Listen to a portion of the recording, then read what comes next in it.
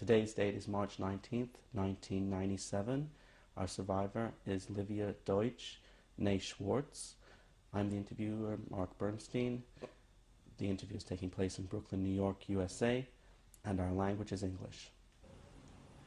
Today's date is March 19th, 1997. It's my honor to interview Mrs. Livia Deutsch, née Schwartz. My name is Mark Bernstein. I'm the interviewer. The interview is taking place in Brooklyn, New York, USA, and our language is English. Could you tell me your name? Mrs. Livia Deutsch. And could you spell it for me?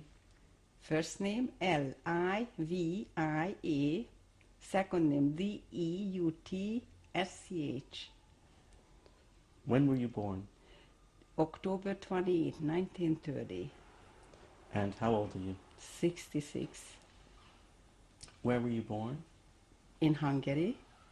The name of the town is Kecskemét. Could you spell that? Yes, Kecskemét.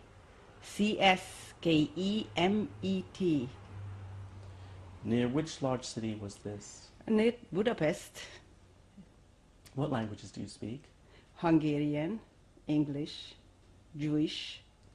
Nothing else is important, Few words here and there, but this is the three languages I could speak. Which language did you speak at home and which outside your home? Well, I spoke Hungarian in the home and outside. What were the names of your parents? Solomon, that was the name of my father, and my mother's name is Stephanie Gross.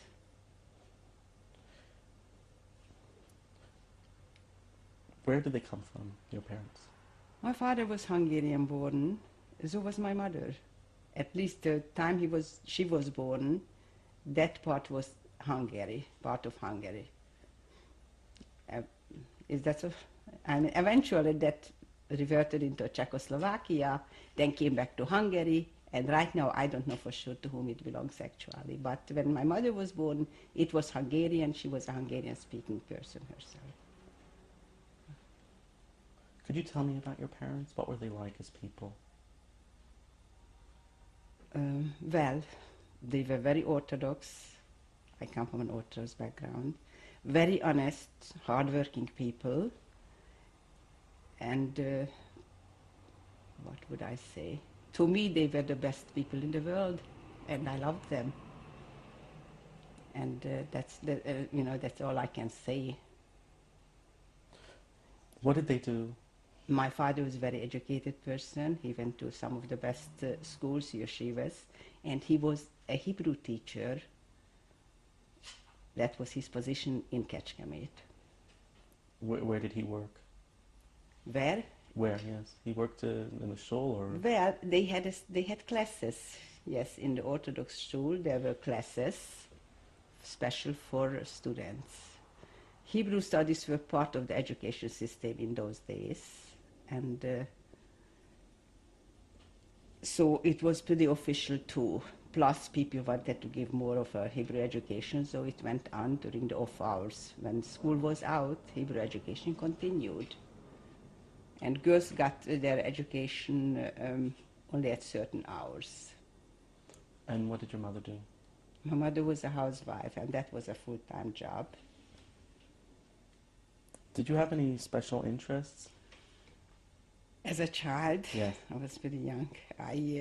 More than games or playing or friends, I wouldn't say that. What sort of things did you do? What I did, we played theater. I was good in painting, drawing, and those are things that I, was pretty good for. And I get, how should I say it? I really got to be known for this kind of talents, okay, among teachers or friends. Theater, you did that at school, or you did that? No, that's just on our own. There was no school theater. Kind of spontaneous? Yes. No, we always put up shows. Not only, shows, that was a thing to do. Little amateur shows. People did that for holidays in between. This is how we got the idea. Where did you get the ideas for the shows from? Where were they?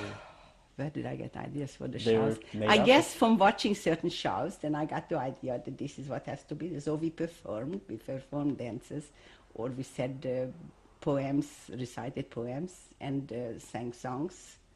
This is how we did it. Did you or do you have any brothers or sisters? I had sisters. We were a family of 5 girls. What were their names and what were their age differences to you? Okay, my oldest sister is Rose, and she was about 8 years older than me. And the second one was just a year younger than my oldest. And the third one would be probably 3 years younger than this. 3 years after that, What was her name? Margaret. Oh, did I say the second one was named Erzsébet, which is the Hungarian version of Elizabeth. My third sister's name was Margaret, which in Hungarian is spelled Margit. And then came me. That's about 4 years, I would say. And my name you have. And I had a younger sister 3 years later. Her name was Eva. Second name Schwartz, of course, out of us. Could you tell me about your sisters? Well, what would you... My older sister is Rose. She's the one who survived, the one with whom I spent all these years, and she's still in Miami. She took dressmaking. She actually dropped out of teachers. She wanted to continue her education in teachers' academy, but whatever, different. The education system was different. So I tried to explain the best as I can. But then they started Jewish laws in Hungary. So as a teacher, she would never get a position. And she was advised to do something more practical. So she took up dressmaking, and she became pretty good at that. And she even practiced dressmaking after she finished her years of studying. This is my older sister. Okay, that will do. Do you remember anything about your other sisters? Of course I do. My second sister, who was just a year younger, would not give up her studies, so she did go on to secondary school, and she graduated. She took a diploma, and she was very, very talented in a lot of ways. And she worked afterwards for an accounting firm when she graduated from secondary school. And your other sisters?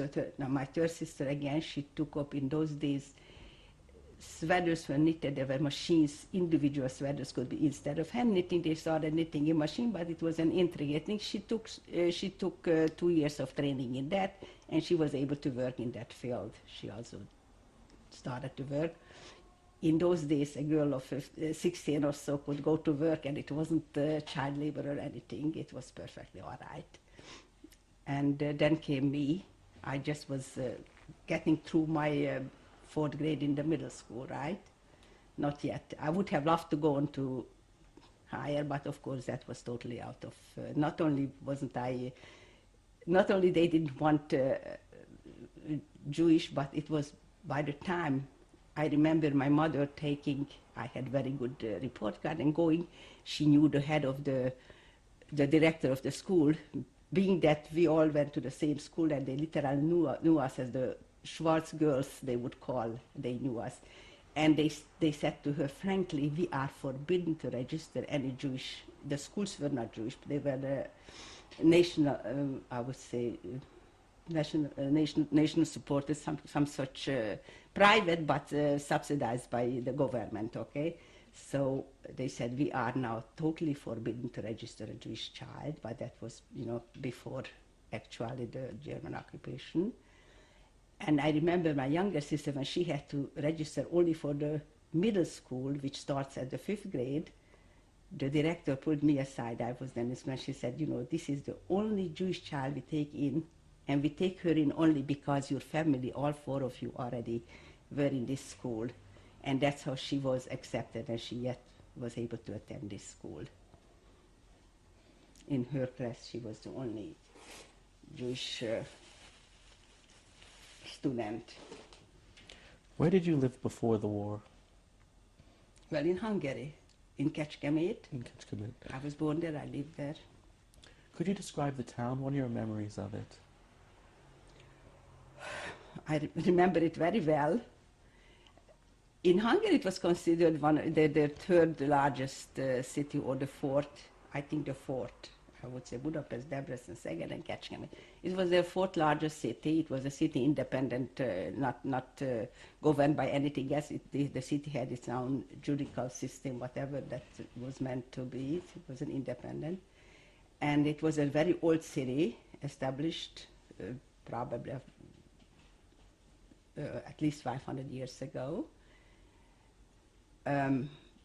It did not have a large Jewish population. It wasn't one of those cities that has large. It has a small Jewish population.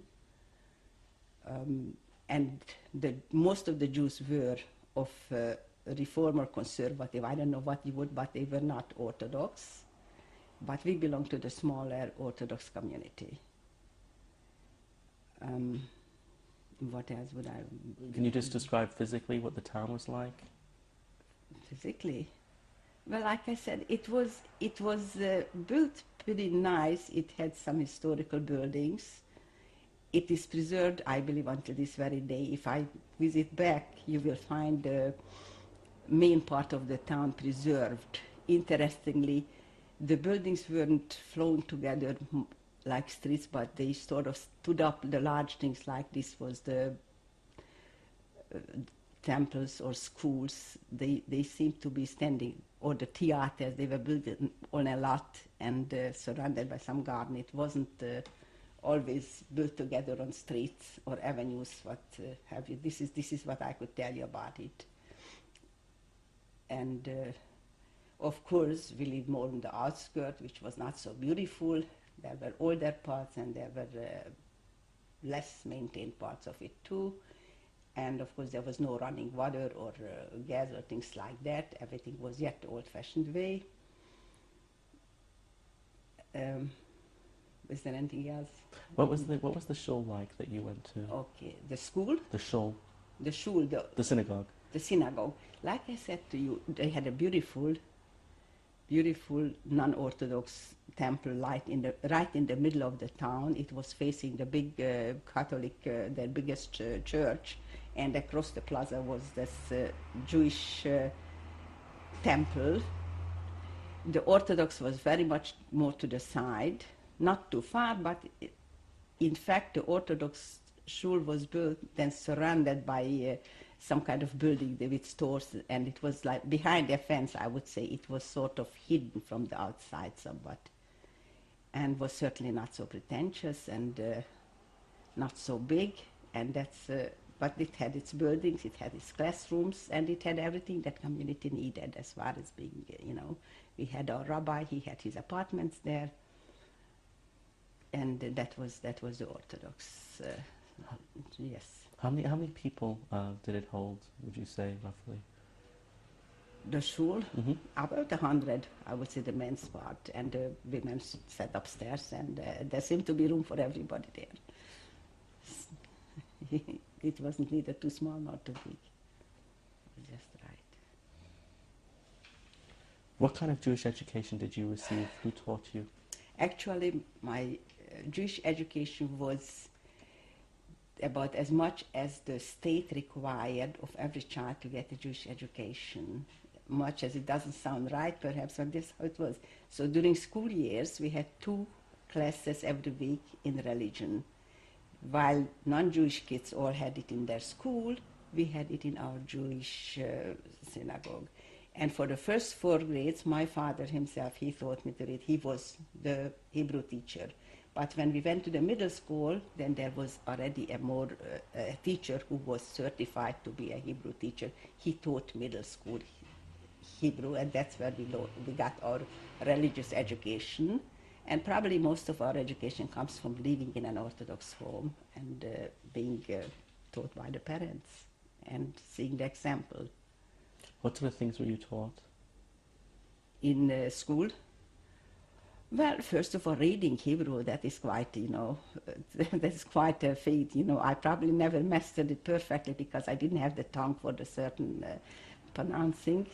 Reading, then blessings, praying, and the small amounts of Jewish history taught to us in girls in Hungarian. That part was taught in Hungarian. In the middle school, we learned more of the history. Also, we learned to translate prayers into Hungarian, word by word, and that was a big part of the education. What was the name of the rabbi at your shul? I happen to know Laser Popper. First name Laser, second name Popper. And He filled in as rabbi. He was actually a Shoah, which means he did. But we didn't have enough people they didn't have enough Orthodox people to have a rabbi. So the official rabbi was the rabbi from Budapest, whose name I do not recall this minute. The chief rabbi of the Budapest Orthodox, he would visit our synagogue from time to time. He was the official rabbi, but he officiated this Rabbi Popper. He was for all practical purposes, he was the rabbi. so Rabbi Popper also provided kosher meat for the area, or? No, he did the shechting. Nobody provided meat. You just took your, meat was not permitted. I mean, he did all. the shechting for the area. You just had to have your own chickens and geese, whatever we had. Chicken, geese, ducks, turkey, which you had to take to him, and he killed it for us. And any shilas, any questions on Went to Fishbowl? him, Went a lot also? of shilas, a lot of questions. Unlike systems here, a lot of questions about chickens or geese, whether this is right or wrong. We went back to him, and he was the one to... But other shilas went to the rabbi from Budapest? No, I don't think so. I think that all our shilas went to... probably the congregation may have had bigger problems that they may have consulted with their rabbi from Budapest. As far as I know, everything, our small things, everything went to the local rabbi. Could you describe a typical Shabbos for you and your family? Yes, yeah. Shabbos starts when Friday night. Not the preparations, we're talking about Shabbos, right? Shabbos. I cannot describe the preparation went into it. I mean, compare it to what we have here, that was undescribable. You could describe that also then. No, I couldn't. Everything had to be done, on the same day almost, done by ourselves from beginning to baking the challah and preparing the chicken, the meat. There was no refrigerator in those days, so things didn't keep a long time. So the preparation went on from early morning until Shabbos started. And then it started with the lighting of the candles. And I remember as a child that the candles were here and there was a window there. To looking at those candles in the window, for some reason I remember doing that Friday night and enjoying that vision of it. Now after there was a Shabbat meal, which of course we all sat down together and with its traditions. And next day comes Shabbos. Shabbos was a little different than here. My father would go to shul early, we would get up, he would then come home and we would have a breakfast. That was a European system. Afterwards he would go back to shul and they spend more time. He would come home and that was the main meal. And in the afternoon sleeping, walking, getting together with friends. It was a simple life, but it was nice. Could you describe what kind of foods your mother made for Shabbos? For Shabbos and Yontif, what kind of things she would prepare? Yes, I wasn't into food in those days. That was before I was into food. So some of the foods did not even seem to me so, It was always the same thing, fish, chicken soup, some of the chicken or meat, whatever was in that soup. It didn't have to be chicken soup. Other kind of fowl went into the soup also. And I don't remember whether there must have been kugels or things like that. I do not. I know that we had compote, which is a fruit kind of a mixture, cooked. And not much cake was served in those times. Cake was a very special treat. So the dessert was just fruit, mostly raw fruit or cooked fruit. And also on Shabbos, I'm sure they had cholent. I remember the things that they taught us to keep that hot. That was quite a job, you know. We had some boxes with lamps, whatever was possible. It wasn't always possible to have an oven for it, perhaps at one time, but that was the main dish on Shabbos. And that's all I remember as a child how I was being spoon-fed. That means when I didn't want to eat something, then I would have to sit next to my father, and there was no saying no to my father. Then he would feed me the food, whatever was, because food was not easily come by in those days. So, like I told you, I wasn't too much into food. I do not recall too much of the food that we ate. What do you remember about Pesach? I remember the cleaning about Pesach because, unlike we do it here, everything was taken out of the house. The rooms were totally emptied with furniture. Everything get taken out into the yard, and they started, I think they painted the rooms and cleaned the floors, and the things outside were cleaned. In that we also helped. Books had to be cleaned, or we worked on the outside, and then everything was taken back in, and that was Pesach. Cleaning, of course, with curtains being washed.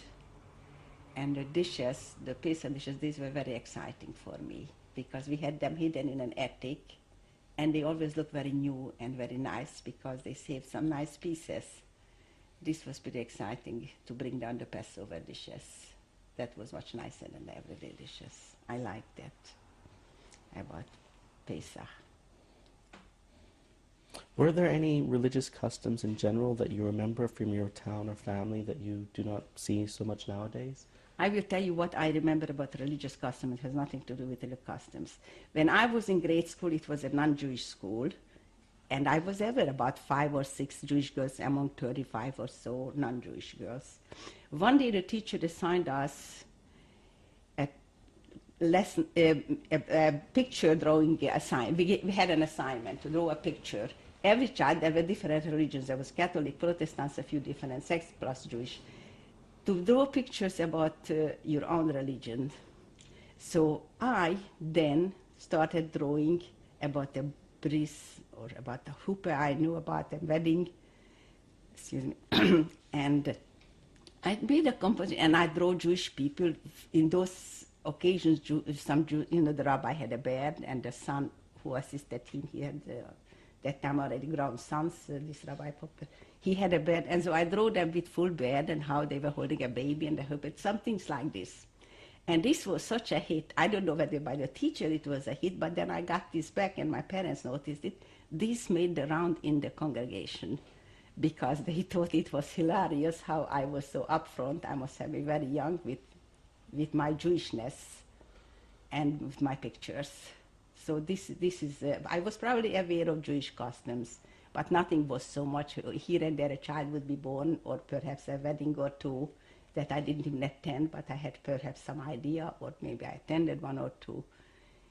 What else is a religious custom that I don't know? Was it unusual for Jewish people to be upfront about their Jewishness? I mean, yes, this was even if it was pre-war years, it was always a very anti-Semitic atmosphere, I think.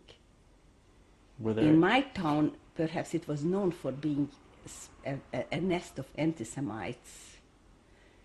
I remember something about that. Certain non-Jewish families who were big anti-Semites who were renting over there.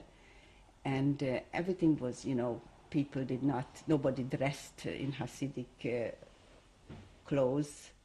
And only the rabbi and his son had beard, and nobody else ever wore a beard because people didn't want to be too easily identified as Jews. In fact, this is one thing I remember about my childhood, where we lived, and we lived in outskirts, in small streets, how matter of fact it was. In certain houses, you had people whose kids were anti-Semites and would run out if they see you or play outside and called you Jews, and even threw rocks, that I had it all figured out which way to go, not to bump into these characters.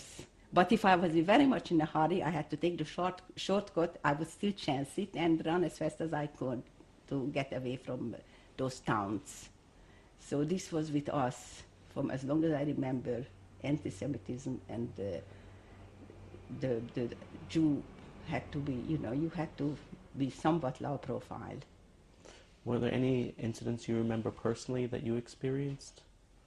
Well, I just told you the experience. I mean, that's enough to be taunted as a Jew on the street. Right.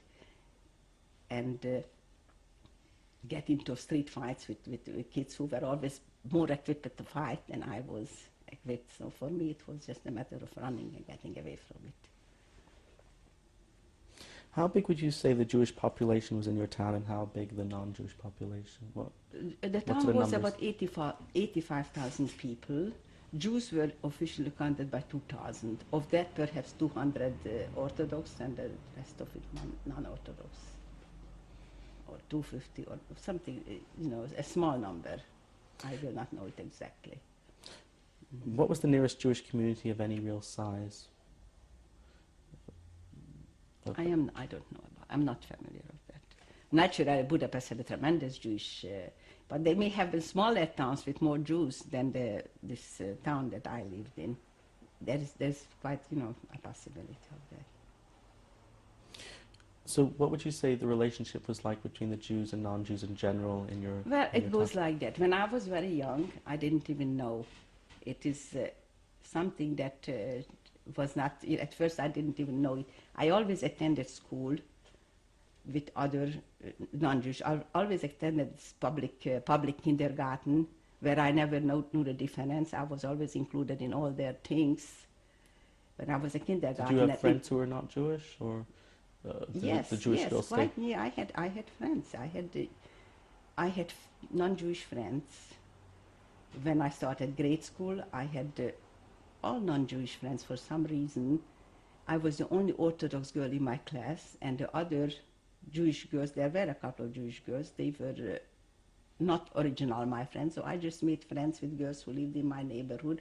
We did not live in a Jewish area either. There was no such thing. People were scattered. So the nearest Jew, wherever I lived, I had non-Jewish neighbors. So I remember being very good friends with certain non-Jewish kids. But eventually, the stronger anti-Semitism got, the harder it was to keep up this friendship.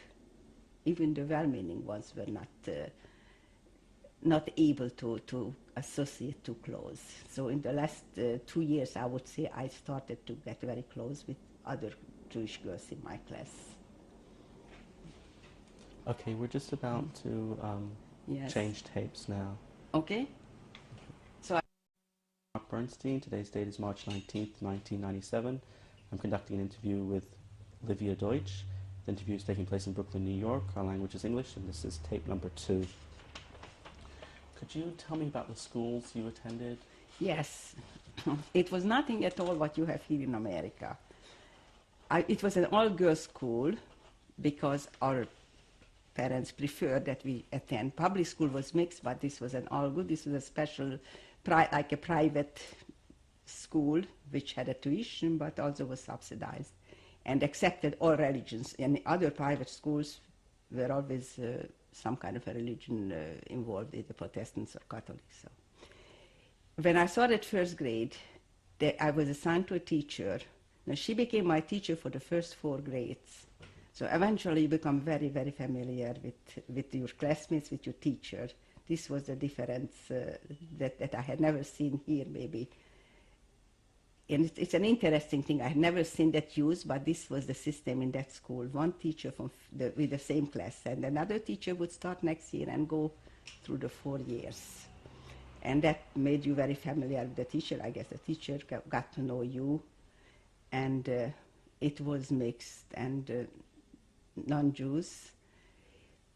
A lot of, like I said, a lot of girls. There were 6 or 7 Jewish girls opposed to the non-Jewish, and I did find most of my friends in those days with non-Jewish girls, and I did consider them friends, you know. We were friends, and we went to each other's houses and played together, walked home from school together. But always there was this difference. And when I was very young, I felt this very unjust, because I thought to myself, I was just born a Jew. Why is it so unacceptable? Why should it be so? But it's not something that I did or choose, but I am born like this.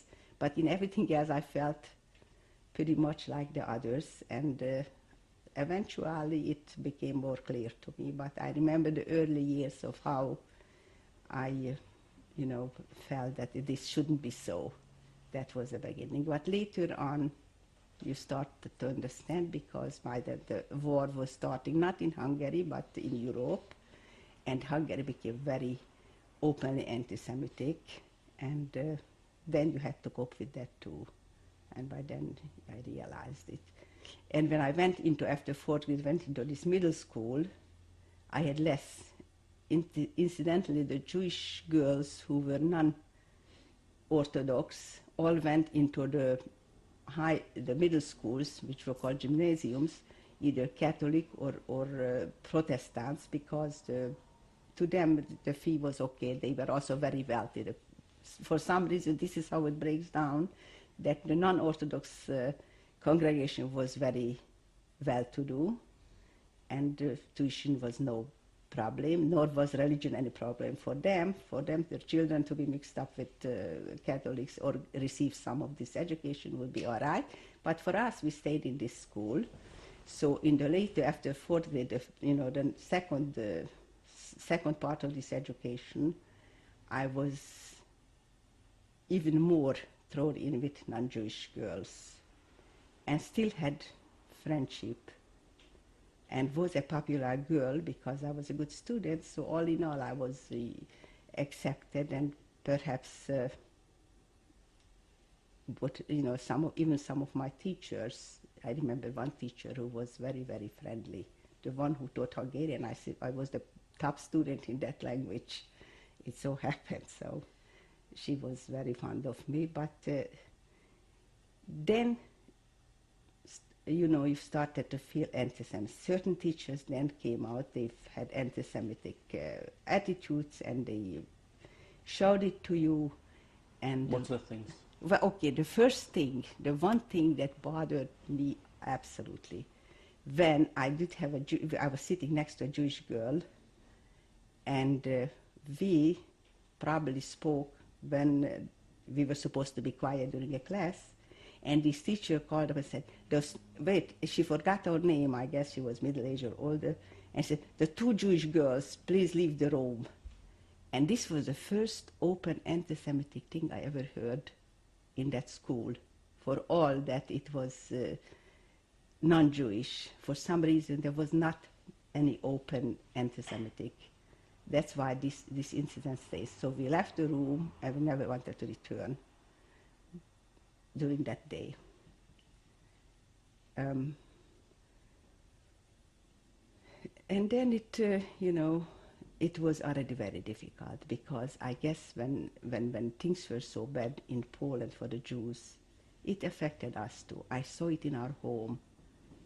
I saw it in our parents, who probably knew much more than I knew what is going on. They didn't tell us. But eventually there was no more theater playing, no more gathering, because a lot of people were already persecuted, even in Hungary, and all the men were constantly taken into this Hungarian Jewish working brigade, whatever they called it, where they were very, very ill-treated, and they were taken out of the country. I guess Hungary must have been involved in the war by then. I don't know exactly when. In 1942, I'm sure Hungary was already, because they were always allied with the German, and eventually I think they started going out to the Russian front. And that's where they took the Jewish boys, and a lot of them didn't survive, and it was already a very depressing time. So anyway, all the merrymaking came to a standstill, sort of, not too many happy games for the children. And we knew already. Also, I felt in the school, I no longer felt that I was friendly with these girls. It was now a surface thing. That I only had the Jewish, there was then only 2 more Jewish girls in my class. We sort of kept together that, the last 2 years of my schooling. What sort of things did you, what subjects did you learn in school? Well, believe it or not, in those 4 years already I learned the subjects what I noticed my children took in high school. We had another language. German was a second language. Of course, Hungarian and Hungarian history, but there was chemical classes. Then there were studies, of course, that concerned girls, because over that time girls were girls, and they learned how to embroider. There was music classes, art classes. Of course, they had a gym where, they have a very well-equipped gym, which also we used a couple of times a week. And I would say it was a pretty good education for the time and for the age that I was in then.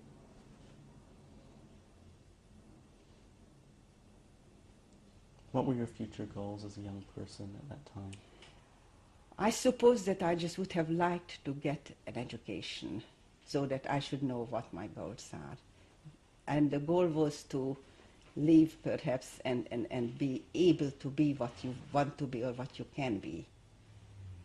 And there was a time my father would even have liked to emigrate to America. Of course, it was completely out of the question. He did register, and they said the waiting list lasts for about 50 years, longer than your life expectancy in those days. So when you ask about goals, I would say that this would be my goal. My goal would be to be able to live. I did not have then any other goals, such as leaving Hungary or what. I never ever thought of myself as anything else but Hungarian. In fact, that too was another thing, how it came to me that I am somewhat not fully Hungarian, that I did have this feeling as a young child that I'm Hungarian. I went along with this, and I was left alone. My parents did not interfere in this. And it came to me very slowly and painfully that after all I was not Hungarian, that I was not part of this society. And I realized that's what it is all about. Being Jewish means you are not Hungarian. Somehow, even though my father, of course, was a veteran, and he thought that means something. He was a war veteran from the First World War. And he was wounded, and he was, let's say, 25% on the disability. Not enough to get him, if somebody was 75% disabled, would not have to be deported. So the 25% was not a big deal, but still, he perhaps thought that because of this war service, he ought to be accepted as a citizen, but that's not what it was. Eventually, they took the rights. Under the Hungarian government already, they started taking the rights from the Jews. If you can imagine a society where racism, where inhumanity is the law, then that was that. What sort of measures were taken? I mean, to say that a Jew is not entitled to have a business or not entitled to work, I mean, this is the law, rather than where we see people want to be given every opportunity regardless of what. Over there, they officially took away your human rights without, I cannot explain it any better, but every single human right they would legally, officially take away from you. I would, even the girls who lived, the help, because of the size of the family, you needed some help, and with the amount of work, so the help had to be hired. So we always had a maid, a non-Jewish. Eventually that was also forbidden. You couldn't have a Jewish person, the family couldn't even have a non-Jewish maid. You could only have maybe a part-time help. I mean, in every aspect of your life, the government stepped in and said, as a Jew, you have no right for this. You have no right. This is how it went until the Germans occupied Hungary, and then everything was totally finished. What did you know about the rise of Nazism as a child? Well, we knew about Hitler. We knew about Hitler, that there was Hitler and that he was very, and everything he said was translated into Hungarian and blared to the radio, and so we certainly knew. In fact, I realized that. What sort of things do you remember? Did you have a radio? Yes, we didn't have the radio. Radio was a pretty new thing. We didn't have. I mean, you had to have a connection. I don't think our house was wired for radio. It was wired for electricity, but not for radio. Radio was not allowed to either. Even that was forbidden for a Jewish, but people still had radios. So whenever Hitler went on the air, he had one of these big speeches that was also translated into Hungarian, and our parents listened, and like the dark clouds were gathering over our heads. They had it, they had it translated in Hungarian, and they listened, and the papers brought it, and there was, Do you remember hearing or reading anything yourself? Yes. What sort of things? Well, I mean, we read the paper just from the town, the daily paper, and it was officially very anti-Semitic. They also brought the line, the anti-Semitic line, and everything was always explained that that's the way it should be, and that is right. And if I would bring an example of what struck me, because some things you forget and other things, and this article stays in my mind. At the time of deportation, now we were still in Kecskemét, but other parts of Hungary, they already started deportation. And I still looked in a paper, and they said, Jews of name a town, wherever that was departed, were departed. And imagine these horrible people leaving their dogs and cats now unattended. These poor animals have no home and no food because these Jews left them unattended. Do you follow what I'm saying? I mean, that was the concern of the Hungarian newspaper, not what is going to happen to Jews who are taken forcefully out of their home and departed. But the one last thing that they did was that they left the animals, what they had, they left, and they didn't provide for those animals. Now, does that sound to you like the most unreasonable, hateful thing? How they can still come out against you once they got you totally destroyed? They still have something to throw at you, that there is something that you did wrong, that the Jews are guilty in that too. This is one thing that stayed with me. That's what I'm telling you.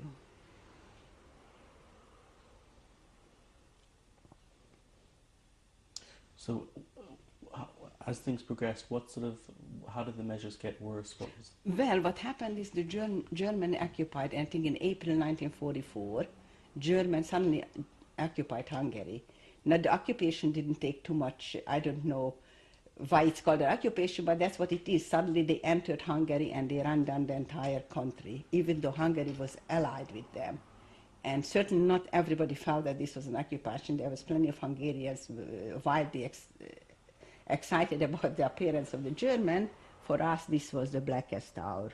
I guess that we knew that this was the end, because it seems to me that the only reason they occupied Hungary would be to do away with the Jews. I think that has been mentioned in other publications too, that they were not satisfied with the way Hungary was solving the Jewish question. That's the reason they occupied Hungary. And you knew that at the time? No. It just seemed like maybe 2-3 days after they occupied, I was in the school. My father was there. I didn't know why I was in this class with him. Sometimes we brought him breakfast, because he left very early, or maybe because the Germans went down that he was not already willing to go back and forth too much. He tried to keep out of sight. Suddenly, some German officers came into the building to look around, whatever. And my father, he spoke perfect, fluent German because he... This was at your school? Not my school, at the Jewish, in the Jewish school, in the Jewish classes, in the synagogue and the school. That they immediately were there and were asking him all kinds of questions and informations. And already they occupied, the non-Orthodox shul was already occupied. They made their headquarters in that shul's school building. So it seems like they immediately they immediately started to arrest prominent Jewish people in the town. So it seems like they wasted no time from the day they came in till they started their thing. And also very, very rapidly now the laws started to come out, starting with the yellow star, which you had to wear. And when was this? April 1944. April, May. I don't know what else came out, but everything bad came out in those times. Whatever they did, I cannot follow it, you know. If I wanted to, they have books that write it on exactly how they progressed. But immediately they started to gather and deport people. They first started in the more outlying areas, you know, the ones that had been Czechoslovakia before, but they reverted to Hungary, where people were not Hungarian speaking. Over there was heavy Jewish population. That's where they started. And my mother had relatives there. They were deported much earlier. Within weeks, I suppose, the Germans' occupation, maybe 2-3 weeks later, they were already deported to Auschwitz. What relatives were they? They were close? These were my mother's family, you know, her brothers and their families. Her mother, you know, grandparents died before that. And while autumn was late, but our fate was the same. In as much as we were deported already toward the end of the entire deportation in June, but it was still a relatively short time from the time the Germans occupied Hungary. Before that, what was the town kept the way it was, or you stayed in your home until the deportation? Or? Not until the deportation, but not much before either. We did have an order to move into the ghetto, which we did. If we were deported, let's see, I would say not before the 10th of June of 1944. And literally 2 or 3 days after we were in the ghetto, it was a Friday. And I mean, that was 3 days after we were in the ghetto, okay? If we went in on Wednesday, the last thing I remember that when we moved in the day to the ghetto, my mother thought we should have more bread, and I was yet young, not too old, not too young. He said, I have to go back to my old neighborhood where the baker knew us, and he will give me yet bread. Bread was rationed, but you could buy it, just you had to pay extra money. I should go back and buy a couple of breads to bring. And I went. It was an awful feeling because to me, there was no more Jews on the street. But I went back faithfully to the baker, and he didn't say he's sorry or glad or nothing. He didn't react, but he did give me the bread. And I was this close, a half a block from my home. This is where I'm going to cry. It's not worth going into it. And I said to myself, let me go look once more at my house. And then I said, no, I shall not take the extra steps. And I refused to go back. And I haven't seen that house except in my dreams for the next 30 years or so.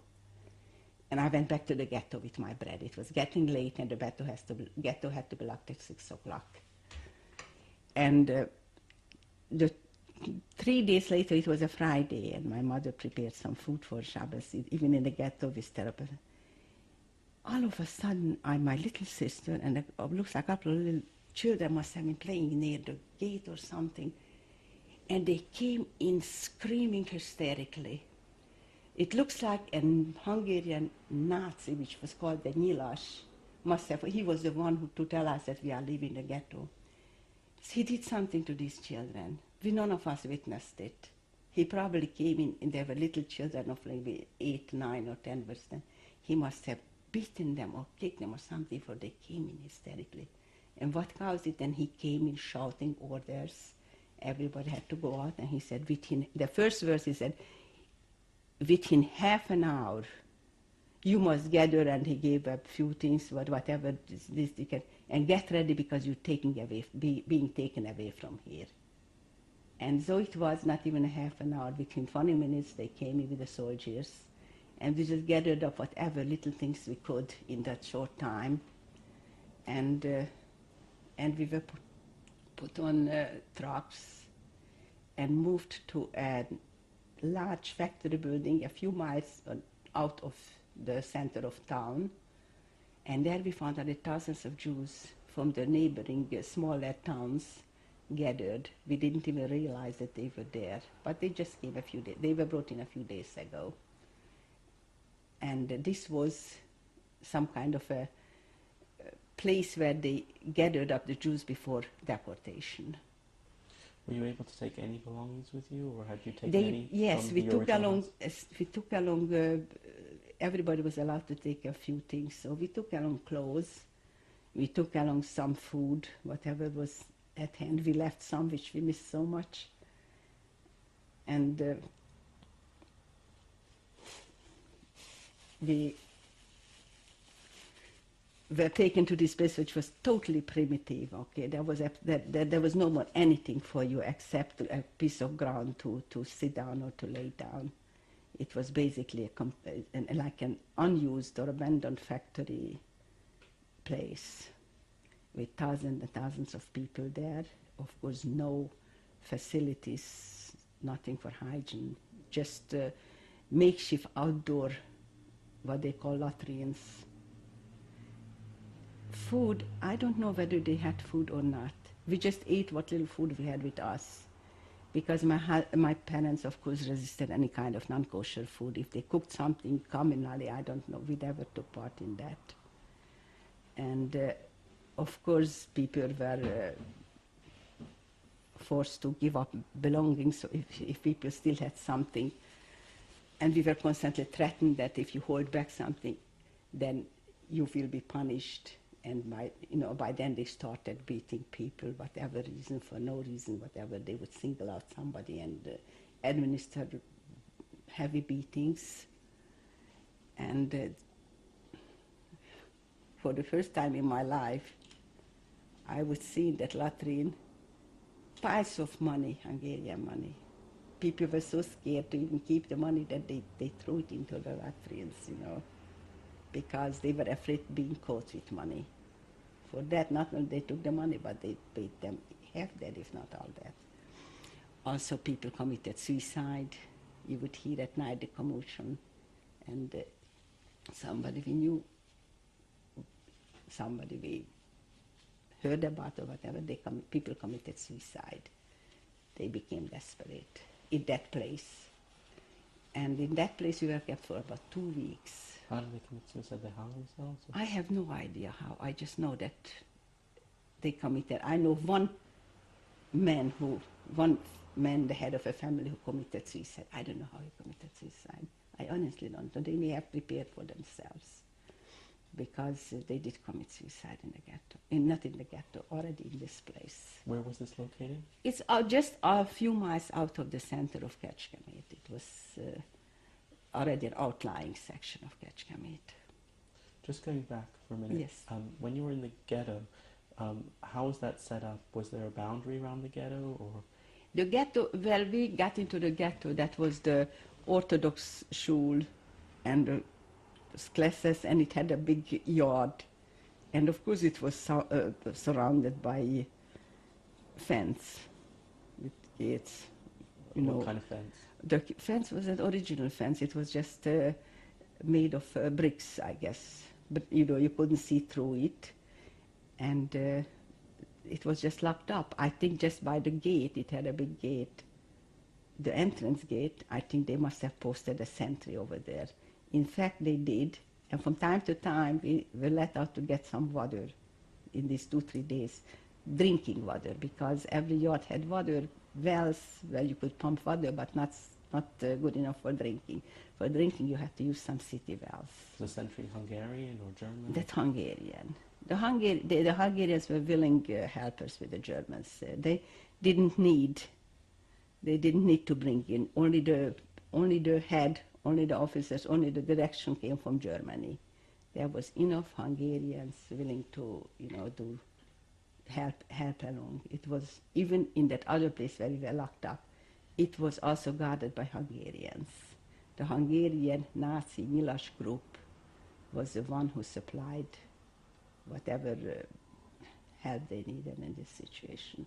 And how far did the ghetto extend? How big It wasn't even how far. It was 3 different places, and this was one designation where we got into.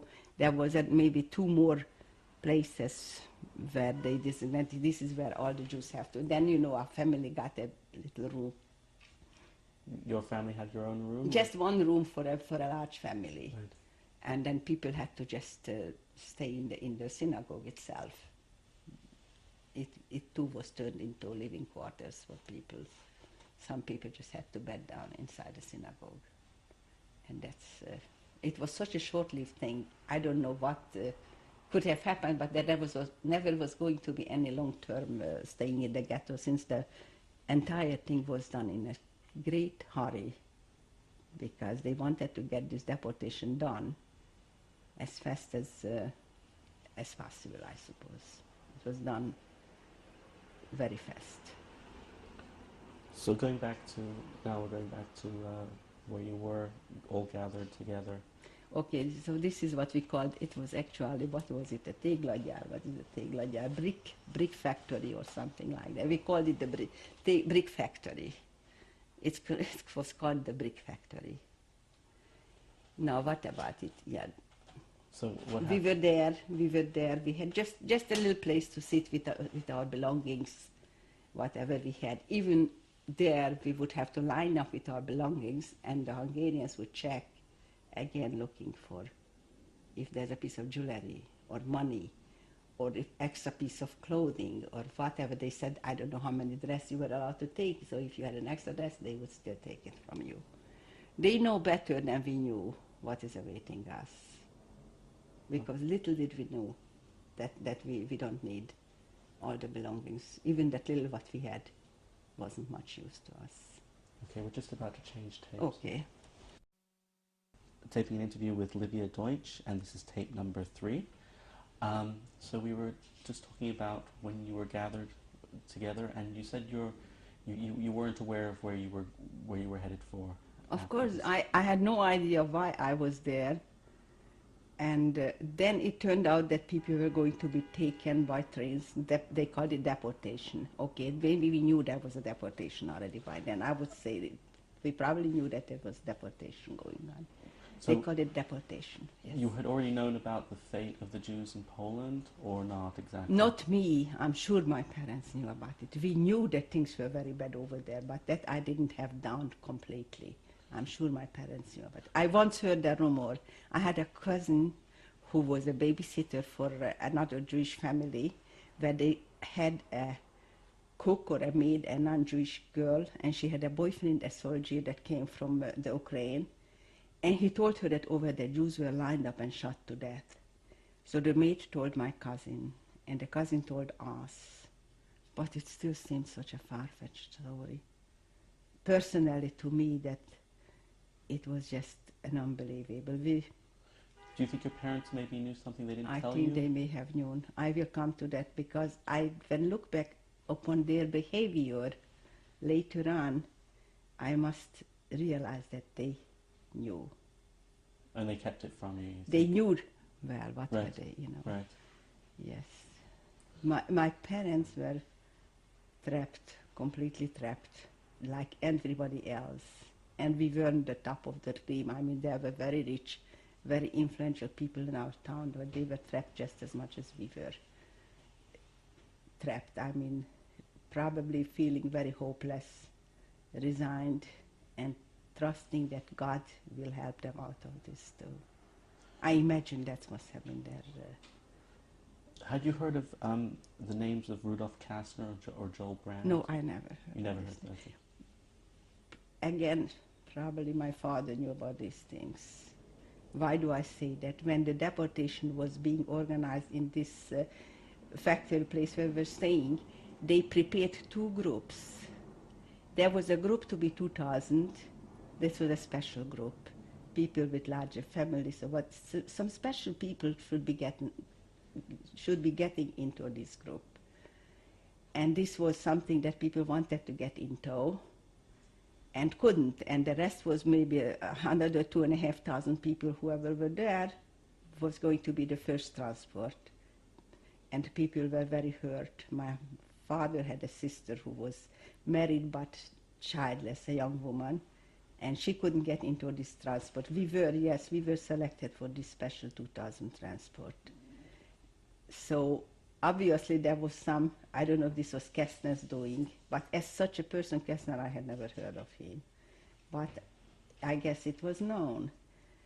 Anyway, first the other transport left, and we were left, but only 2 or 3 days later, we were also put into this, into the wagons where they just push you in. I don't know, they may have counted how many people, I don't know. There the Germans were evidence too. I remember leaving this place and going to the train.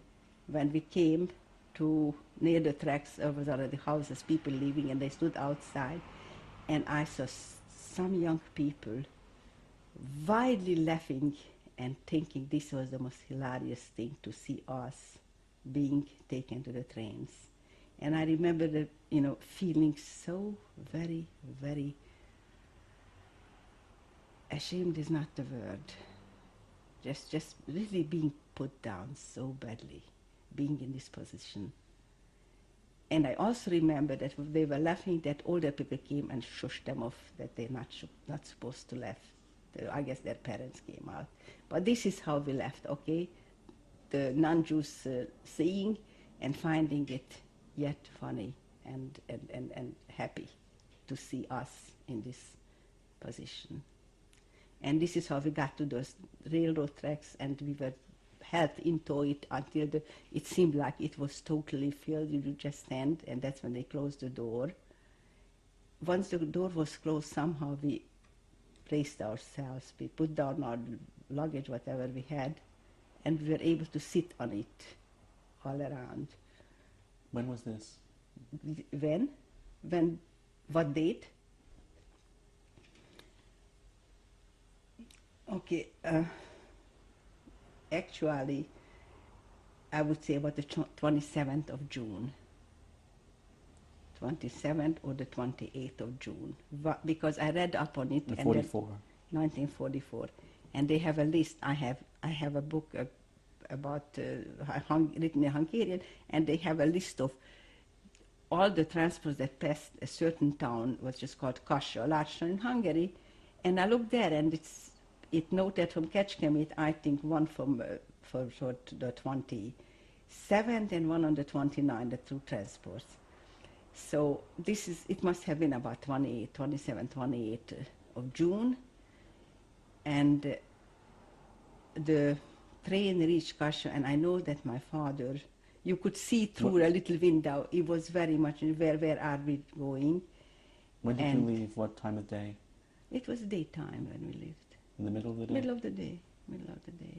And you were with your whole family? With my whole family. So it turns out that this special transport that was supposed to go to Austria and saved, what eventually I found out that Eichmann called putting Jews on ice and not sending them to Auschwitz, a certain amount of Jews, because he was already dealing. But our transport, among with some others, out of carelessness or nobody, until this day, this is a debate among ourselves. For some reason, this transport with the 2,000 people supposed to be under selected for special treatment was still sent by mistake to Auschwitz, either by mistake or, I don't like to say bribery, was by mistake, that they weren't that careful about it, so they started it toward Auschwitz, or they put it on the track, and they consulted the German director, and he said, as long as the train is on the Auschwitz track, send it to Auschwitz, and we'll take some other transport too. And this is what happened to another big city of Hungary, in Szeged, where both transports were then taken to Austria, and consequently the people of that city pretty much survived the Holocaust because nobody was taken to Auschwitz. And one of the transport that was headed for Auschwitz was sent already to Austria to replace the transport that went by mistake. This was our misfortune, that we were, sent to Auschwitz anyway in this transport. And that I know that my father must have known, because after that my father totally couldn't speak to us anymore. I mean, he knew what the significance was. He must have known the significance of it. At what He point? then had it, whatever he was reading from at the Tehillim or something. At what point was that? Well, it was a day into when our he was journey. on the train or on the train? No, on the train already he knew it. Because then he just, took out his, I don't know what he had to learn with, perhaps just I don't know what, and he just spent the rest of the time on the train praying. Where were you told officially that you were going? Nothing, we weren't told. I don't know what we were told. I have no idea if they were told. Nothing, you are being deported. Deported out of the country, that's all.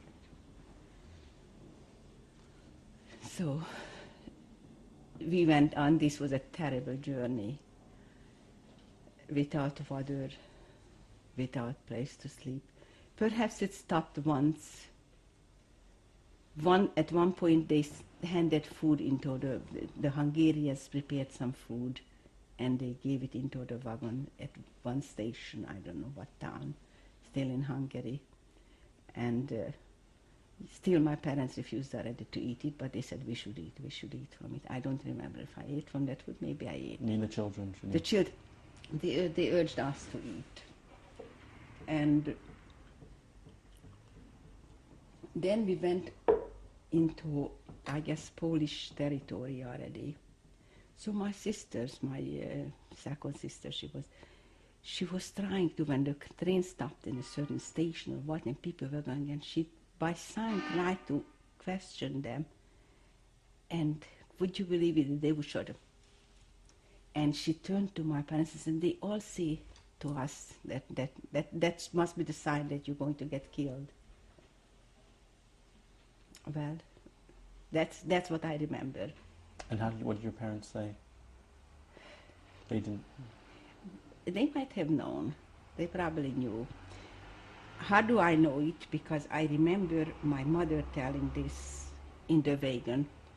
Another day or so, perhaps we were already by Auschwitz or near or whatever. And she then told us something that I thought was so strange. That's the reason it stays in my mind. Some things stay with you because of it. And she said, I want you to know one thing, children.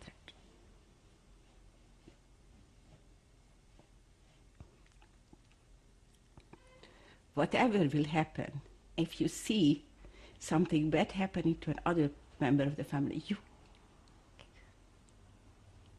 you go on and keep yourself going and living, something like this. To this effect, she was telling. And I couldn't believe my ears. And yet it stayed with me. Why she's saying this. But this was, exactly what she was trying to tell us. So perhaps she knew that there was killing and that she did have hope that somebody might, basically say, do not give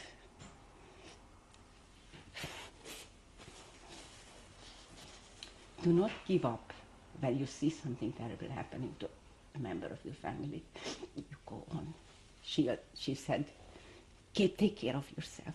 Go ahead. And she must have known what she was talking about, no? And we came to Auschwitz. It was Friday evening. Again, it was a Friday evening. It was a pouring rain. And it was a very busy time in Auschwitz because trains must have been coming constantly. Because when we arrived, then they came.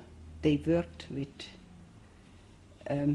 other Jewish prisoners, okay, and it's not the Germans. Germans were only the directors, and the prisoners, they climbed into the wagon, I don't know why, and they said, you will not be unloaded, you will probably spend the night here.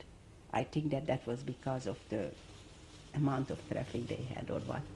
But what happened toward midnight or whenever it was, I don't know, but late into the night, in the pouring rain, all of a sudden we were told to get out of the wagon. We were unloaded, sort of. We got off, and we had to leave everything. And then they said, men to the one side, and my father came and kissed us goodbye. And again I said, why say goodbye? Just because you have to stand on the side, on a different side? But he kissed us all goodbye. So we continued going, and I didn't know what was going on. We also were pushed into a column, something, whether 5 people or whatever. We had to form a column, the women, and we were walking. And all of a sudden I see, as if I saw big lights. We were coming up this big lights. I see there is an SS, he was like an officer. You could tell he's an officer, is standing. And I was just curious of what is going on. And as we were going, I think that I stopped in my track and I looked up at him.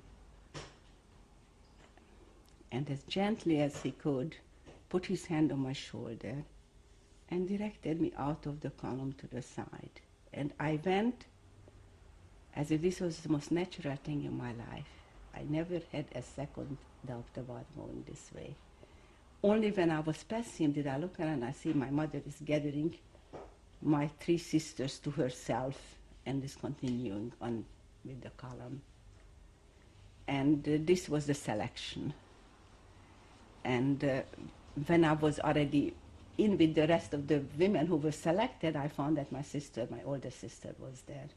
And these were the 2 of us were the only ones who survived. How your older sister was taken out? She too was selected. I wasn't aware of that. I wasn't even aware of it. I was walking, I must have walking with my mother, and when he just put his hand on my shoulder and he just gently directed, not even with words or not even with anger or anything, just quite gently he directed me out of... Why do you think he did that? I have no... He directed me to go this way, so I went where he pointed that I should be going. I'm just saying this was the selection as far as I am. Do you know who was in charge of the selection when you were there? Supposedly this was Mengele, Dr. Mengele. That was something that everybody knew, that he was the one who did the selection. Okay, but at that point I didn't know who was Mengele or what, but this was Mengele's doing.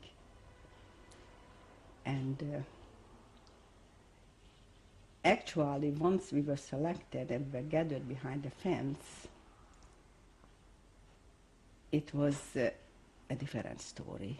They started to rush us. There were no Germans again, German soldiers. We had to walk, then we had to run. Then we saw huge piles of smoke and fire. And at this time, I really thought that I was selected to be burned alive. So desperately I searched my brain and I said, what do you say before you die? I was looking for the Jewish prayer and I was wondering if it's going to be very painful. I did not know the proper Jewish prayer, but I knew how to say Shema. So I said the Shema and prepared to die in fire, and I was wondering if it's going to be very painful. But when we got very close to it, then we made a small detour, and we did not get into the fire. And we've had to continue to go on, and we were taken to a building. Why did you think that it was burning? Because we were going straight, and they kept urging faster and faster and faster. So, and they were beating and pushing this crowd into directly to this fire. That's why I thought we were going to be burned, because of the tremendous force that we were being forced to run, and it seemed like there was fire. We were just running into this fire. But then we did not have to go into the fire. We went to a sideways and we got into a building. We were taken into a building. What happened there? Okay, it was, I don't know how many hundred women were there. Now, there were Germans, and then there were the Jewish prisoners there. And interestingly, I saw the German officers knocking on the doors, and girls came out smiling and were putting on, it was middle of the night, and they were getting dressed, and they were uniform like a light blue blouse and a navy blue skirt, and they looked very nice and presentable with their hair, and they were the ones who had to do the job what was to follow this. First of all, we stood there. They called out, for example, everybody under 16, please step out and go to the side, because they were going to have a better treatment. So we were debating with my sister what to do, but then a girl from the front turned and she said, what do you care? You want to be together? Don't say that. There was no paper, there was no ID, there was nothing to tell what you are. And I happen to be very tall. In fact, that's probably why I was chosen at a young age. I was taller than my other two sisters who were older than me. You think that's why you managed to get out of the Of course, that's why he thought that I was a tall young person. And that's why I was, that's more than, I'm pretty sure, because next to me, my older sister, she was also tall. Everybody else was short. So I didn't separate. We saw that there was the two of us, and we said together, wherever we go together, there is no proof that says you are young or you are old. There was nothing. We were bereft of everything. We had to undress completely, which was such a shock to us. We grew up in such a modest home, and suddenly, and people did not ask, others did not want to believe it and tried to keep some of their garments, everything, you had to undress completely. Then you moved ahead and they shaved our head, which made us totally in shock. Then we had a shower, actually a warm shower, in a big room where there was a lot of shower heads, and the water was just coming and you showered a while. But we had no way to dry off ourselves. I remember what an awful feeling that is. I'll come to it again. And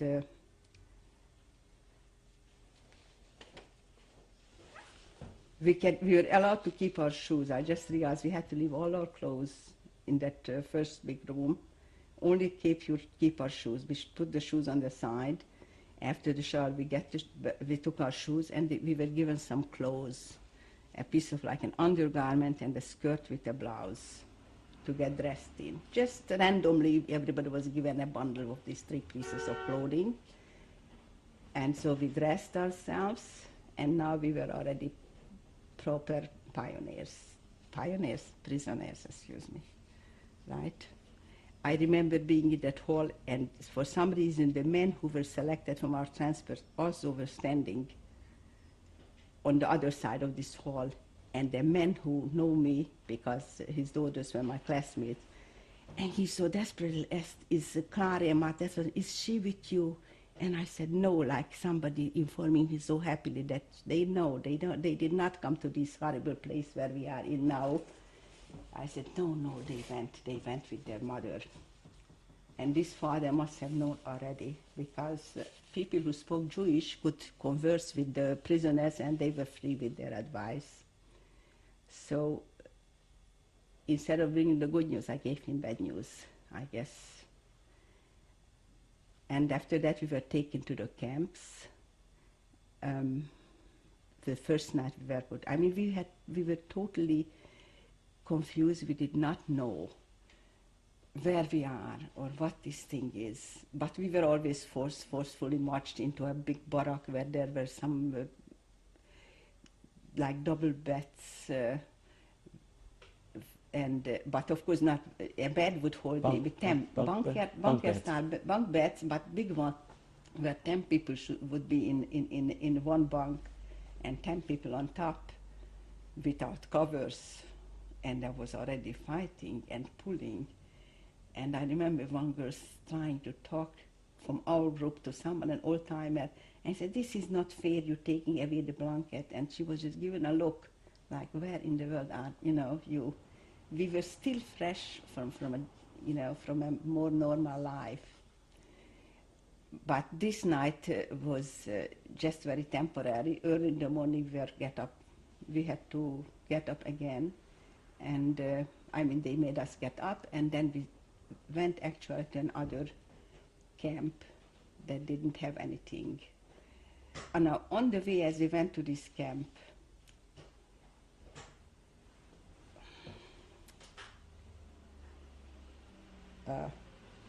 some strange things happened, like the inmates, when they noticed, first of all, everybody wanted to know where you being from, and then the advice started. Eat all the food you are given. Don't, whatever it is, just eat the food. Another advice that I heard was, no matter how sick or whatever, do not ever go to the revier, because they didn't say why. Just never ever go to the revier. These two advice we gathered already. We were taken to another camp which was called 5A, and this was even more primitive than the first one, in as much as What was the first one called? C. That was the C lager. Directly across from the B. We were taken into the B2 or B3, I don't know exactly, where we went into barracks, and this time we got barracks without anything, just plain floor, without the bunk beds, and without anything else, without blankets or whatever. This is where we were to stay. On the way to this barracks, I saw some girls standing and giving bricks to each other, handing bricks to each other. And then somebody said, this is the bread. And I said, this is the bread. I'll never, ever touch bread like this. I would never eat the bread, because we were told to eat everything, and I saw those bricks and I said, I would never eat this bread. Little did I know that bread became the best food that we ever got in Auschwitz.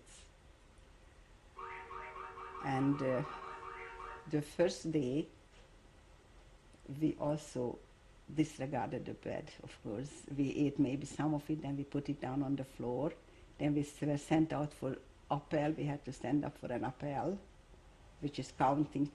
They called it a Zählappell, which means counting in German. Counting. So. Like a roll call? Roll call, yes, a couple of times a day. We left it on the floor. And the barrack had windows, low windows. And don't you think these old-timers knew the score already? Standing outside, as we went out to the door, they came in through the window, gathered up the bread, and they had a little extra bread. This only happened the first day. After that, we were smarter. But the first day, we didn't know. We just didn't know how to live in Auschwitz. I'm not saying it because I begrudged them a piece of bread. We did not want it that first day. So I'm just saying that this is how life, these are the little things that were going on. Then, what else? Then we also had some explanations. Some of the people who run the blocks, also Jewish prisoners who were in charge of block, finally said, this is a concentration camp, and this is it. This, they laid down finally we woke up. I wanted to know the first day, I lost because I wasn't used to her being bald and with the clothes what they gave us. So at one point I lost my sister. So I said, maybe I'll go back to that other camp, maybe she's there now. And I started going toward the fence to cross over from B to the C. And when I was already too much out of the regular place, then the girls ran and they started screaming, come back, you idiot, come back, you're gonna get killed. So we turned, I was with my cousin actually, the two of us, we turned and came back. Then we found out that we're not allowed to go between one camp and the next. This is how naive we were, how not knowing, but we learned. We were told and we learned. Then, what else happened? I must explain about the shoes. They let us keep the shoes. Those were the only things that I had with me from home. I remember feeling that the shoes were my connection to my old life. I guarded them with my life. At night, I took them off, they became my pillow. I put it under my head since we slept on the floor and there was nothing else. And the day when I had to give up my shoes, that was a bad day for me on account of the shoes. But I'm running ahead with the story, right? Now the food, let's say for the food. The food was called dörgemüs. I speak, everywhere it was called dörgemüs. It was an inedible concoction of all kinds of, I don't know, whatever. And strangely enough, I know a woman who worked on the kitchen, a friend of mine, and she says that they did cook some food, I don't know, that they brought in provisions and they cooked, but they ended up cooking dörgemüs, that's all. A food that was totally unfit but we had to drink it, so here is how it went. You had to stand in a line of 5 people, and they would give you food, a pot of food for 5 people, which, how do you share it without utensils, anything? You start drinking from that pot, a largish pot, you would drink from it, and count it. Everybody had to swallow 5. Now, some people who were into it already could take a large swallow. For me, it was very difficult to swallow, but I too swallowed 5 times. Then we started again until the food was gone. This is how we ate. And I don't remember developing an appetite in Auschwitz, but people were starving and talking of food. I do remember a horrible feeling of thirst. We were not given any water. And I think that was the worst thing in Auschwitz. The lack of water, here I must take a drink right away because even a drink of water, you have no idea what it would mean to a person. Okay, we're just about to change tapes. Interview with Livia Deutsch. This is tape number 4. So you were describing your experiences in Auschwitz. Like I said to you, I mean, the lack of water, I remember as a torment. And after, it was summer. The nights were cold, but the days were hot. During the day, we were just sitting outside on the grounds, either standing up well. That's another story. When you get up in the morning, God knows why we had to be up when it was still dark in the summer. Figure how early we got up. It was cold, and we had to huddle together just for a little. Our bodies kept us warm till they lined us up. That was the sail upper for the counting. And it was so important to be ready for this sail appel that 5 girls had to stick together. Otherwise, if you were a single or 2 or 3, you get pushed around and just as well beaten around too. So we already formed a group of 5. Me, my sister, my first cousin, who happened to be in our town when we were deported, and she stood with us and came to the same place we were together. But we needed 2 more girls, so 2 more girls from Kecskemét, from my hometown, joined us, and we were 5. So each time that whistle blow for a sail-appel, there we were 5 of us, and we took our place in that line, and nobody moved you if you were 5, if you stood in the right place. But if you were 1 or 2, or you were late or what, then you had to fill out. Then it was with, with great difficulty, not great, but with good source of pain to you if you weren't. So this is one thing we got pretty fast to be 5. The water it was a horrible thing. Okay, during the morning, they right away gave us, I think, they brought in coffee, black coffee, some ersatz coffee. I don't know how they gave that out. Also the same thing, 1 pot full for 5 to share it. But we had to use it to wash our hands. We were Orthodox girls who in the morning washed their hands. So unfortunately, most of the coffee we used to wash our hands and your eyes, because that's the first thing you do in the morning, wash your hands and your face. And I think back and I said, why didn't we just gulp it down? I don't know. But in the morning, you weren't that thirsty. So what happened is from time to time, they would bring in a truckload of water, and they had a big, huge iron vat someplace in the camp. So when this happened, and they filled that water into that vat, which I don't think happened every single day, but I do know it happened sometime, then there would be a free-for-all, a fight where thousands of women were mauling and fighting at each other to get close to this source of water, and not everybody was successful. And I just had to develop this time a trick of my own. I just went down on all fours and just crawled. I didn't care whom I got out. I had to go next to that vat, and I had to drink from it. So I would fight and claw my way close to it. And somehow I realized that from the ground I could do it somehow better. So I would crawl up to this, pushing everything out of my way. Then stood up. Of course, I had nothing to drink with. And they were standing there, but everybody was reaching out with whatever they had, they wanted. So I would grab a cup and fill it and drink it and then hand it back to the person. Then I went up to the, on to the next or the third person. And this is how I got my water whenever it was around. And my poor sister, who was not that way, she was more decent person and she didn't know how to push and fight.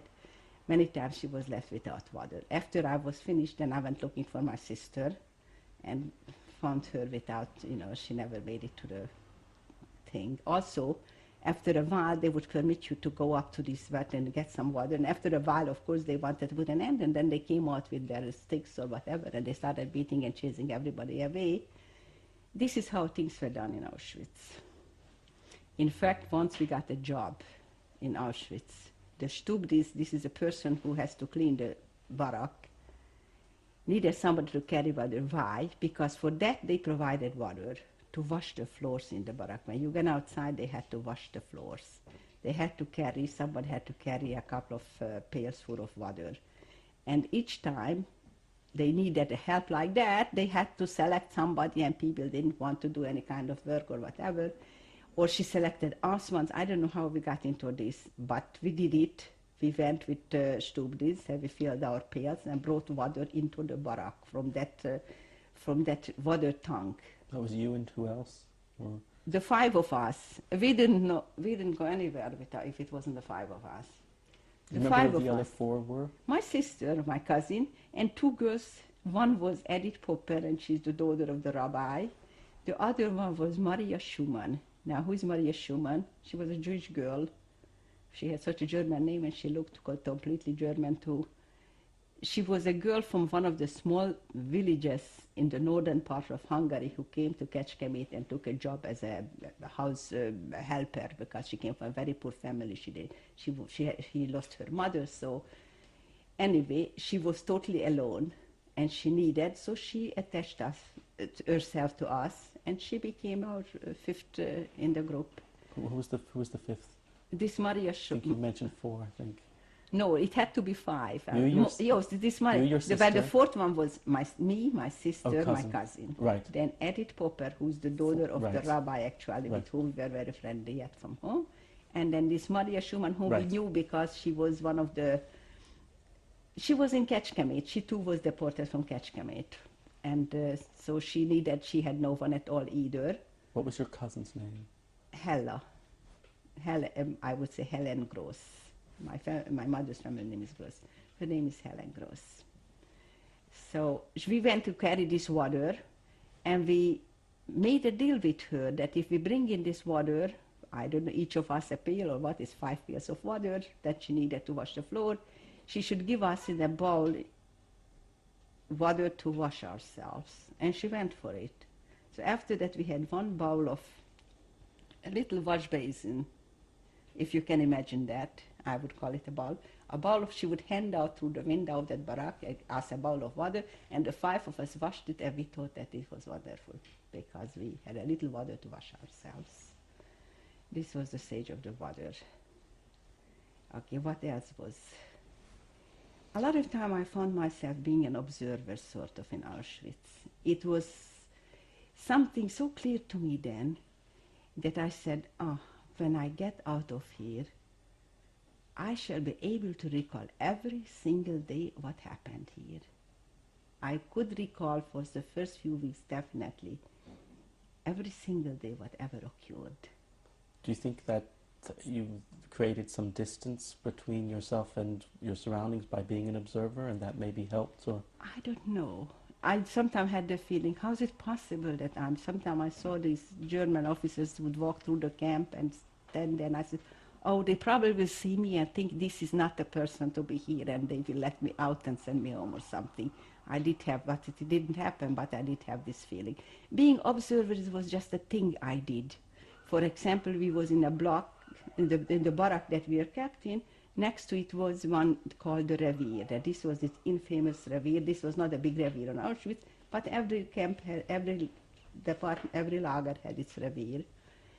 And in the Revier they had all kinds of Jewish women, and Jewish doctors, some Jewish nurses, whatever. Nothing else they had there, but they took in dutifully people who got sick, got taken into the Revier. And there was one German, not an officer, but some kind of a summit. He was a soldier, and he was in charge of this barrack. He was not no officer either. Maybe 100%. How do I know it? Because you could see on their clothing. You could see who was an officer and who was not. He was just a German, an SS soldier who was in charge of this barrack, and I'll come to it later. Do you know what his name was? No, I don't. But I want you to know, I had witnessed a thing that I don't know if anyone ever will believe it, but it's true. A person could be so cruel and that his entire face went into a total change. Basically, when he was going around, he looked like a person, a human being. What happened in Auschwitz, occasional groups of men were led through our camp because they did some kind of work. They were taken to a site of work or whatever, so in a group they were girls standing aside once in a while, almost every single time that it happened. Somebody noticed a father or a brother that's the only thing they could know, either a father or a brother. And this girl would forget whatever else, and she would run screaming and embrace that father in that small group of as they were being led through the... Yes, go on. So he stood, I was sitting, nothing else, would sit down next to them, and he would stand, there was a low window, he would stand and watch how this group was being led. It was led by Jewish couples, whatever, all these things were done by Jews. Those people were trusted. He would watch, and when he saw a girl running up to the father or brother, or the husband even, then he became something else. He became the devil or the Satan itself. This face was completely distorted, but completely. Such ugliness, such hate, that was a totally different. He would step through the window and run up and start beating these two people until they were beaten down to the ground and blood was running out of their head or what, And this is what he did day after day after day. After a while, it was like, I just watched it, and I was always looking, and I said, what will I do if my father's going to pass through? Because at that time, I didn't believe that my parents were killed. I would question myself, will I run up knowing that this is what happens to you or not? This is the kind of things I would torture myself with. And I was fascinated enough to watch this going on, and I witnessed one such heroism. There was a girl, there were girls also in position. She was not a couple, she was more of a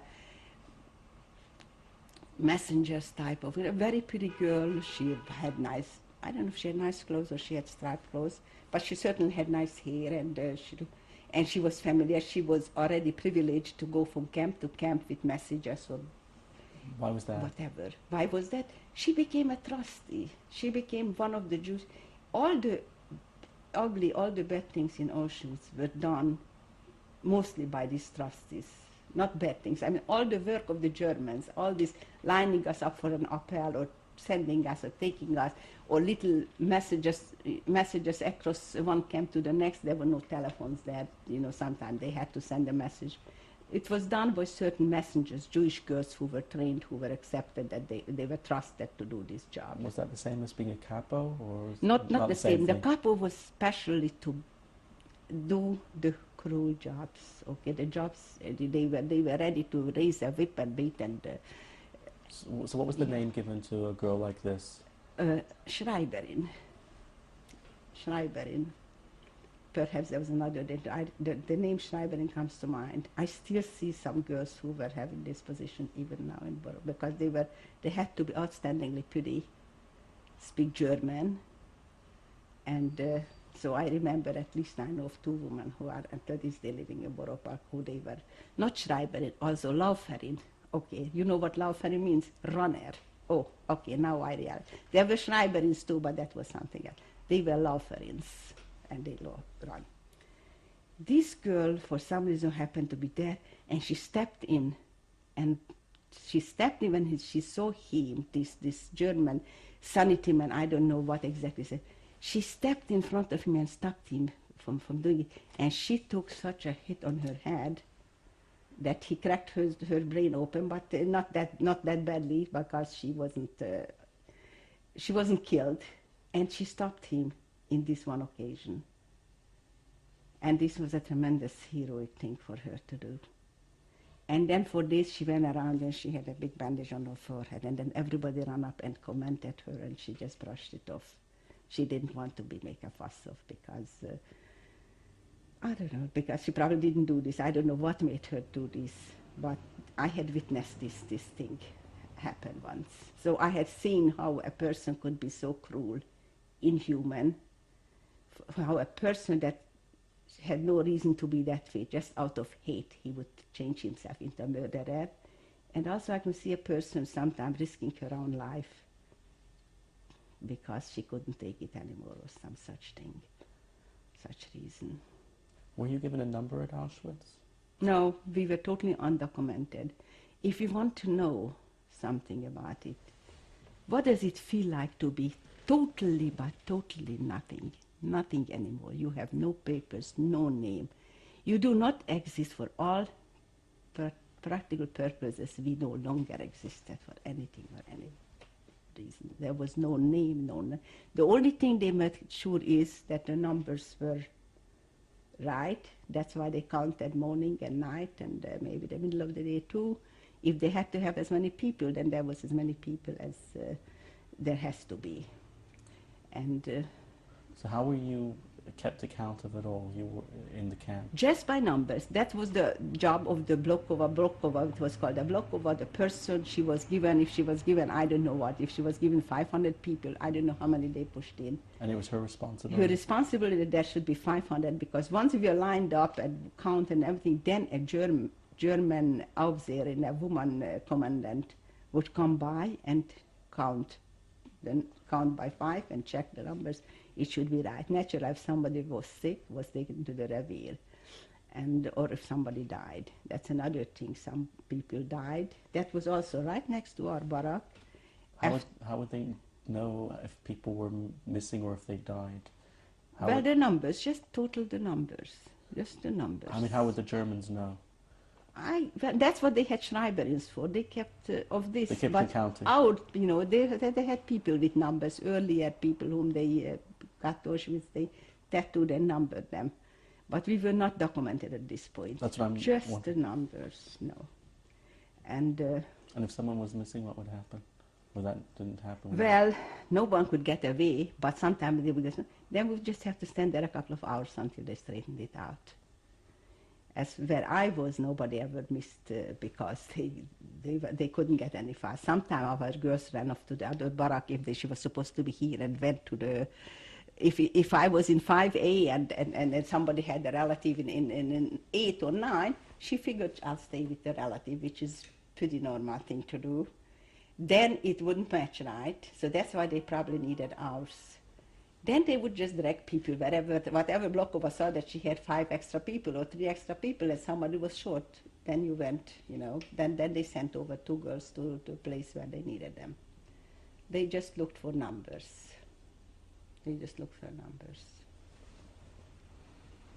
And another worry I had, for example, when they took out every day, by the afternoon appel, they would take the sick and the dead from the reveal. What did I know where? I don't know where they were taking. They were taking them to gas and dispose of them. But the dead, they dragged out and throw them on the truck. Then those who were still alive had to walk and get on the truck. And I remember that they undressed them too naked. The deads were naked too. They undressed it, and then she had to climb up. And this too was a question in my mind. What if it happens to me? How will I ever cope with that if they throw me into this truck with the dead? But it didn't come to me either. Because as it was, I was pretty healthy in those days. I remained healthy. I was a little skinny. So, but we dealt with that too, because then the selection started. After maybe a week or two in Auschwitz, they started to select in our camp. Officially, they call it a Vernichtungslager, which means a lager to be destroyed. Now, I don't know if it means destroyed, everybody killed, but obviously not. They were going to select people for whatever they needed people. So they called the selection. Again, they would blow a whistle. Certain blocks had to line up, and Mengele, he was Mengele with some helpers, some of the Blokov or Kapos standing around him, and you had to line up, get undressed, and line up, and he knew what he was looking for. Either he was looking for skinny or healthy, or I don't know what. Whatever he was looking for, he would select out these people and make a transport of it. Did you know that was Mengele then? By then I knew it was Mengele. Mengele had a habit. I had a girl who was in Tasselgelager who cried the whole thing because her sister happened to be pregnant. So Mengele would go through the camp and notice a woman pregnant. He would personally deliver the woman to the, I guess, to the gas chambers. He would pick up. No, they did not want to keep pregnant women alive. But if somebody could hide it and give birth secretly and get rid of the evidence, you could have survived. But how did people manage to hide that? Oh, first of all, nobody was dressed any special ways. And I don't know, I'm not informed of these things. I believe they could go to the revier and they would have a doctor who would even induce or make what is an abortion, whatever. Get rid of it, that's the only thing they could do for you. Get rid of it and you had a chance to stay alive. Did you do any other work in Auschwitz? There was nothing for me to do, except for carrying water, which was just a little, just a little work to get hold of some. And it was so dangerous, by the way, because where we were carrying water, and if the camp was thirsty, they would line and they would beg you, give me a little water. And my sister was ready to give, and there were others.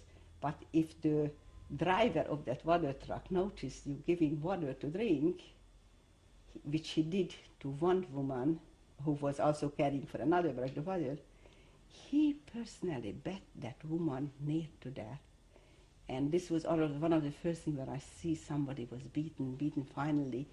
There's a thing in the head and the blood starts coming out and she's down on the floor. And that's when they would stop.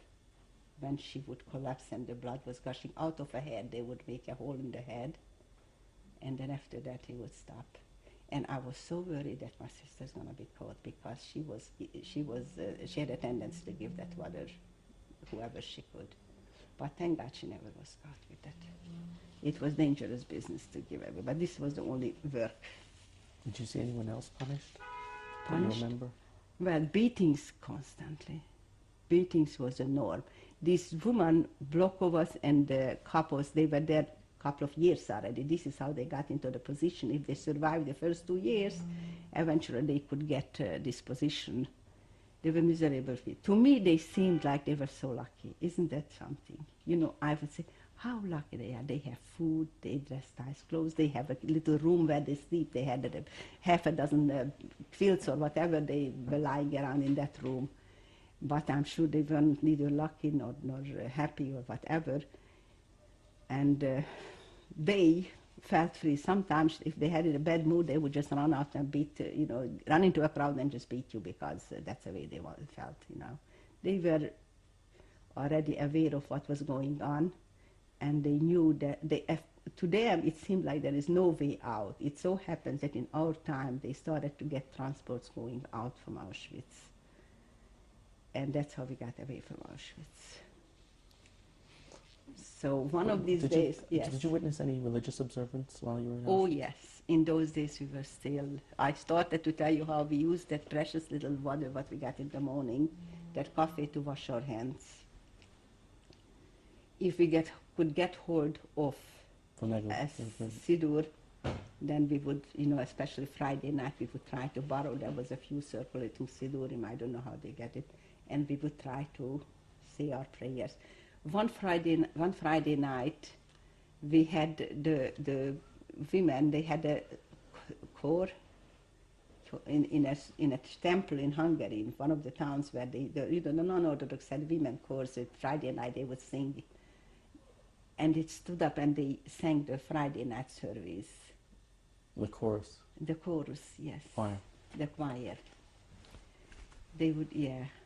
And they were just looking at them, the Polish, those who were there for years, and they just couldn't get over it, that there was, you know. But we were very naive. We still didn't realize the full extent of what we were in for in those days. In fact, I saw the chimneys of the crematorium. Everybody saw huge black chimneys all day long giving out the smoke. So we asked this Blokova who we were carrying water, what is this? Oh, unfortunately, she said, this is the crematorium. I had no other questions. I thought I saw a few people die. I thought maybe it takes all day long to burn the people in a crematorium, as far as I was concerned. I did not realize that they were burning there thousands and thousands of people daily. Eventually, yes, you have a question? Were there any religious leaders that you know of in the camp? No. It wasn't that kind of religion. It was just women. Women are never a religious leader. What kind of a religious leader is a woman? You know, I wasn't. But I told you we practiced a little bit. This. How long were you in Auschwitz? 6 weeks. Then what happened after that? Well, during these 6 weeks, I went through a lot of selections, but somehow we were not selected. You could always, even if I was not selected, I would always be in front of the selection because my sister and my cousin, they were more capable in these matters. So they said, you go first, and whichever way they'll send me, they will follow me already. So this way, if I was sent back to, you know, the side that stays in the camp, they already either run to the back of the group or they knew how to, you know, you always had a little room to play around, you know, behind their back to change with somebody. So that's how we kept together. But finally it came to a selection and we thought let us be selected if we can. I don't know whether there was a rumor that this was going to be for work in Germany. Perhaps we had a reason for feeling that we will be selected, and it so happened all 5, you know, we separated ourselves. This time we didn't go all together, but straggled, and we saw which way to go, and all 5 of us managed to get into this transport. This is how we got away from Auschwitz. How did you manage to know which way? I mean, well, you were outside. Let's say you were on the street, and this column is going slowly. And here is standing Mengele with 2-3 people. He tells whom he wants this side or that side. Okay, one side could run back to the barracks. The other side has to step behind him and wait there because you are selected to whatever he was selecting. The people who were selected would stand behind him. That's how we knew it. But you could see it was done in the daytime. It was done outside, and you could see what it was. So, you know, with a little manipulation, we were able to keep together. And when in this selection, somehow we were able to get into being selected, all of us. Was there some kind of trick you had to trying to always be selected the right way, to stay free? Well, first of all, you never knew what was right or wrong, actually. There were people who did anything to remain in Auschwitz and not to be selected, because sometimes they said this transport went straight to the crematorium, or they did for experiment. They did, you know, some transports were special selected and they took their blood or things like that. There was rumors, but it was true rumors, okay? It was only rumor because we just heard it by the grapevine, but very true rumors. Not every transfer made it into Germany. He had different reasons for selecting transfers. There were some girls who were kept locked up and under terrible circumstances after a selection. So this is why not every selection led you out, but somehow this selection we were in was the selection. That's how we got out of Auschwitz eventually. It was on a Saturday morning. Again with the thirst, unforgettable thirst in the summer day. They gave us some piece of very rotten cheese to eat, and you could have died of thirst and not enough. We stood all day long, what they call a Lagerstrasse now. That's between the barbed wires, a road, a main road that would lead out of Birkenau to Auschwitz, Sometimes they took us for showers. A few times during my stay we were taken in groups for showers and disinfection. They took our clothes, they gave us something else instead. So we were kept in that little space, and you could see such heroism. Some of the girls were so, you asking me how you know, not that I don't know what I could have done, but some girls, while we were standing on this road isolated in that main road of the camp, there was a group of women, for example, they sent women to bring food. Food was cooked in a different, maybe they had to have 20 people to carry 10 containers of food, something like that. So 20 people had to march to the block, to the camp with the kitchen and bring back that food. And there was... We're just about to change tapes. Yeah, so we're going to continue yes, this. But this is very interesting. You should listen. You want to hear about... We're just going to continue this in a second. Okay.